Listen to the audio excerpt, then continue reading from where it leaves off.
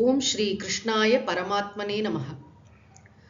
பகவான் ஸ்ரீ கிருஷ்ணர் ஸ்தித பிரக்ஞ லக்ஷணம், அதாவது இந்த ஞானத்தில் நிலை பெற்றவர், இந்த ஞானியினுடைய இயல்புகளை நிறைவு செய்கிறார். இந்த ஸ்லோகத்தில் என்ன சொல்கிறார் என்பதை பார்ப்போம்.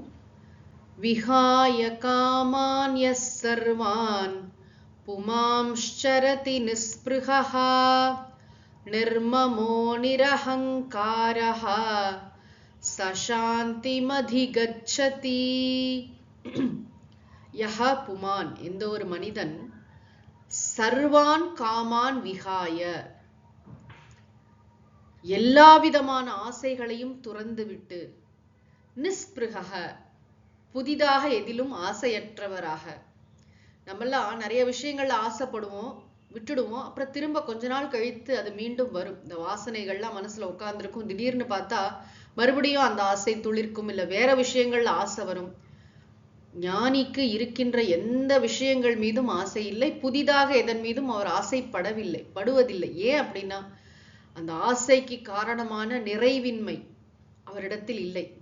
நிறைவின்மைக்கு காரணமான அறியாமை, அதாவது ஏதோ ஒரு குறைவான தன்மை இருக்கு, இது வேணும் அது வேணும் தோன்றதுக்கு காரணமே நம்மை பற்றிய உண்மையான அறிவு இல்லாததுதான். நான் எங்கும் நீக்கமர நிறைந்த மெய்ப்பொருள், இரண்டற்ற மெய்ப்பொருள், அத்வைத்த பிரம்ம அஸ்மி அப்படிங்கிற ஞானத்துல நிலை பெற்றிருக்கும் போது, உண்மையிலேயே கோர் பர்சன் நான் யாரு அப்படிங்கிற ஞானத்துல நிலை பெற்றிருக்கிறதுனால எதன் மீதும் இவருக்கு ஆசை இல்லை. இருக்கிற பொருள் எல்லாத்து மேலேயும் ஆசையை விட்டுட்டார், புதிதாக எதன் மீதும் இவர் ஆசைப்படுவதில்லை. நிர்மமஹ நிரஹங்காரஹ, அகங்காரம்னு சொன்னா யான், மமகாரம்னு சொன்னா எனது. இந்த உடம்ப அவர் நான் நினைச்சுக்கிறது இல்ல, இந்த உயிர் தான் நான் அப்படின்னு நினைச்சுக்கிறது இல்ல. உடல் பற்று, உயிர் பற்று, உலகப்பற்று எதுவும் அவர் கிடையாது. புறப்பற்றுன்னு சொல்றோம் இல்லையா, சரி நான் தான் நினைக்கிறது இல்ல, என்னோடதுன்னு அந்த பொசஷனாவது இருக்குமான. நானே இல்லைன்னு சொல்லும்போது அப்புறம் என்னோடதுங்கிறது எங்க வந்தது? நான் என்பதும் உண்மையல்ல, எனது என்பதும் உண்மையல்ல.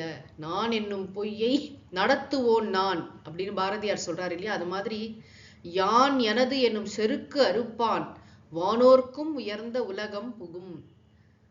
துறவரவியலுடைய சாரமாக சுவாமிஜி இந்த திருக்குறளை சொல்லுவாங்க. அது மாதிரி இந்த ஞானி யான் எனது எதையுமே நினைக்கிறது இல்லை. நான் அப்படிங்கிற சொல்லுக்கு பொருள் மெய்ப்பொருள் தான் வச்சிருக்கார், ஆத்மா பிரம்ம அப்படிதான் வச்சிருக்காரே தவிர, நான்கிறது இந்த குறுகிய இந்த உடலோ இந்த மனமோ இந்த ஜீவாத்ம புத்தியிலையோ அவர் நான் என்பதை வைப்பதில்லை. அதனால எதையுமே அவர் என்னுடையது அப்படின்னு எடுத்துக்கிறது இல்லை.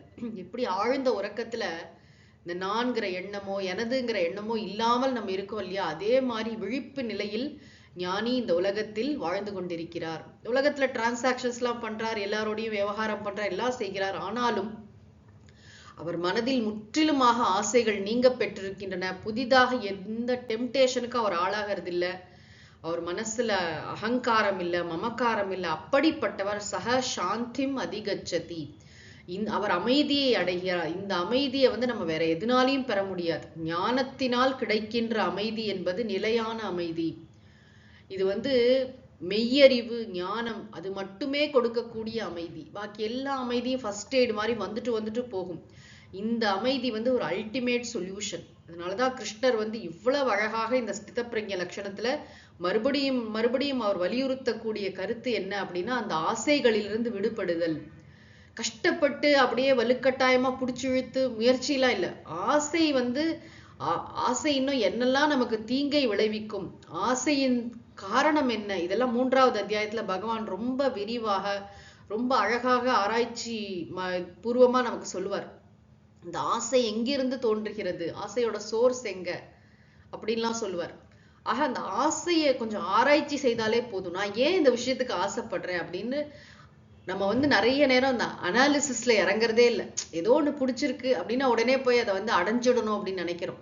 இன்ஸ்டன்ட் கிராட்டிபிகேஷன் அப்படின்னு சொல்லுவோம் இல்லையா.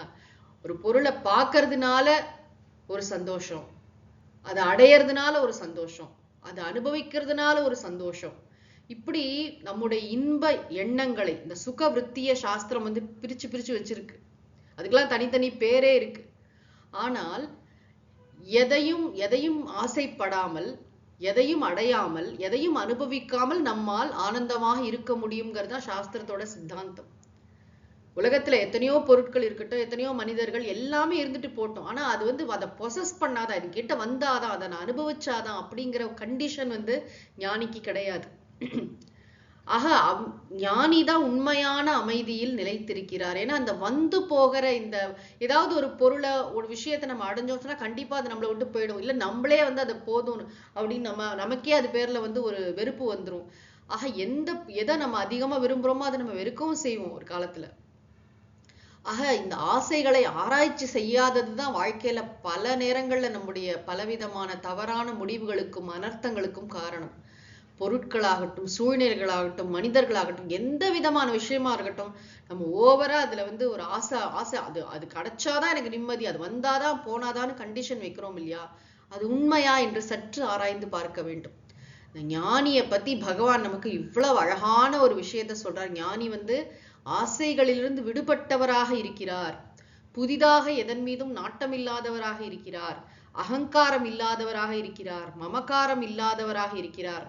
அதாவது நான் எனது அப்படிங்கிற எண்ணமே அவர்கிட்ட இல்லை. அவர் அமைதியில் நிலைத்திருக்கிறார்னு சொல்லி மிக அழகாக இந்த ஸ்லோகத்தை பகவான் உபதேசித்திருக்கிறார். ஓம் சாந்தி சாந்தி சாந்திஹி. ஹரிஹி ஓம் தத்சத். ஸ்ரீ கிருஷ்ணார்ப்பணமஸ்து.